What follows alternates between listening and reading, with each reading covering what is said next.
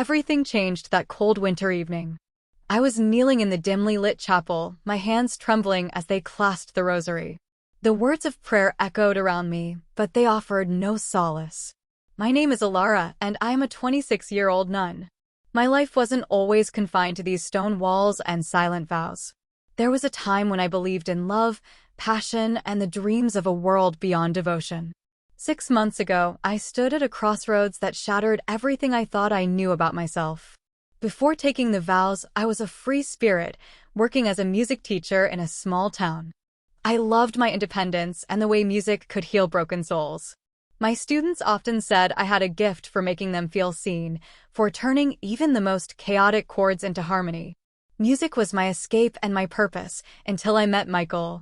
Michael was everything I wasn't: bold, ambitious, and a dreamer.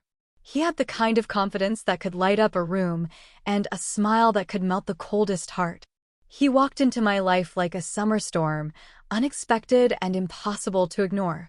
We met at a local cafe where I performed on weekends. He was a journalist passing through town on assignment.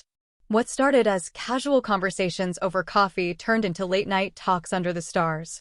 He had a way of making me feel alive, as if the world was brimming with possibilities I had never considered. But Michael's dreams came at a cost. His career demanded constant travel, and I became the anchor he struggled to carry. When he left for a new job overseas, I felt abandoned, like a bird with clipped wings. The void consumed me, and I spiraled into despair, questioning my worth and purpose. One fateful night, in search of solace, I wandered into a church. The serene atmosphere felt like a sanctuary, the soft glow of candles, the faint scent of incense, and the sound of hymns wrapped around me like a cocoon. That night, I made a decision to dedicate my life to faith and find meaning in serving others. Fast forward to 6 months ago. My life in the convent was routine and predictable, a stark contrast to the chaos of my past.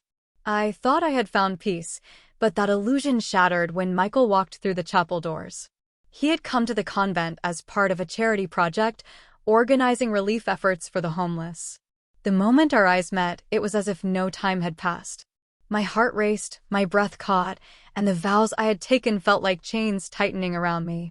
Michael wasn't just a ghost from my past, he was a storm, threatening to uproot the fragile stability I had built. He confessed he had made a mistake leaving me and that he still loved me. "I never stopped thinking about you," he said, his voice trembling. "Alara, I don't believe your place is here. You're hiding from the world, from us." I was torn between my commitment to faith and the raw, undeniable pull of my feelings for him. The days that followed were a whirlwind of emotions. I found myself questioning everything: my faith, my choices, my identity.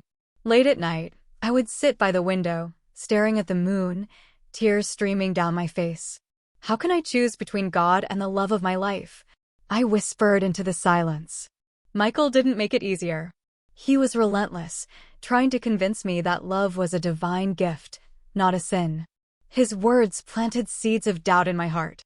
I began to wonder if I was hiding behind the convent walls out of fear rather than devotion.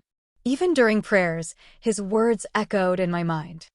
I started noticing cracks in the walls of my faith, tiny fractures that grew with each passing day. The other nuns could sense my unease, though they never pressed me for answers. One evening, Michael and I found ourselves alone in the chapel. The flickering candles cast shadows on his face, highlighting the intensity in his eyes. "Alara," he said, stepping closer. "Do you honestly believe this is where you belong? You're hiding from life, from love. You deserve to be free." His words pierced through me. I felt anger, sadness, and longing all at once. "You don't understand," I replied, my voice breaking. "This is my life now.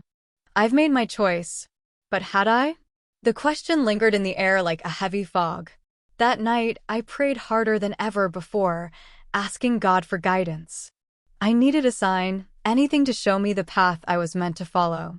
That night, I had a dream. I was standing at the edge of a cliff, the ocean roaring beneath me. On one side stood Michael, his hand outstretched, offering love and freedom. On the other side was the convent, a symbol of safety and faith. I was paralyzed, unable to choose. When I woke up, I knew I needed clarity.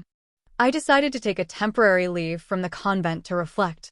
It wasn't an easy decision, but the Mother Superior understood my turmoil.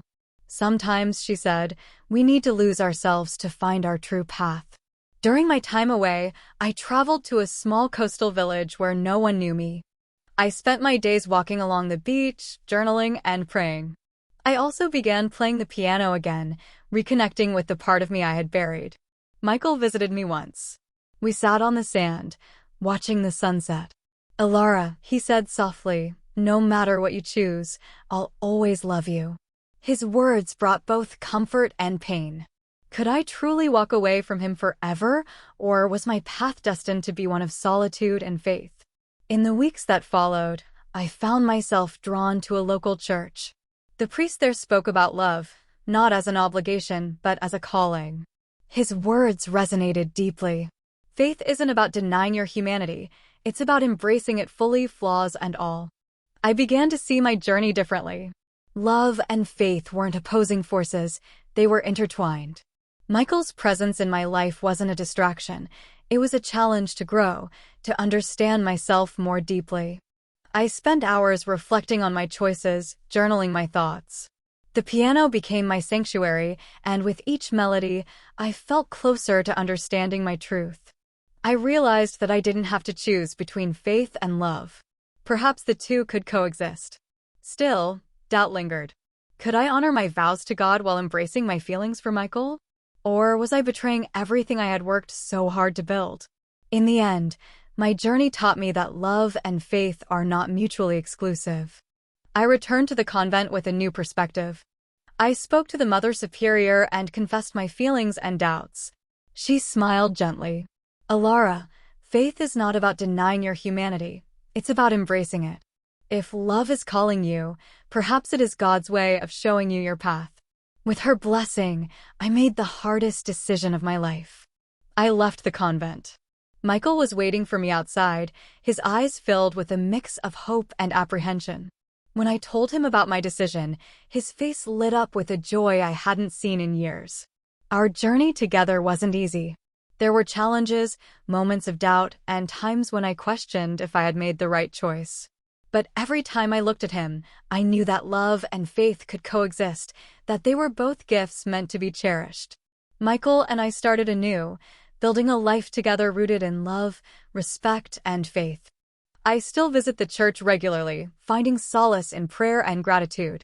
My journey taught me that life isn't about choosing between love and faith, it's about finding a balance that honors both. Now, when I look back, I see a woman who was lost, but found herself through the very choices that once terrified her. And if my story can inspire even one person to face their fears and embrace their truth, then every tear, every struggle was worth it. If Alara's story resonated with you, share your thoughts or similar experiences in the comments below. Don't forget to like, subscribe, and hit the notification bell for more inspiring and emotional journeys like this one. At StorietyHub, we bring you the untold stories that touch the soul.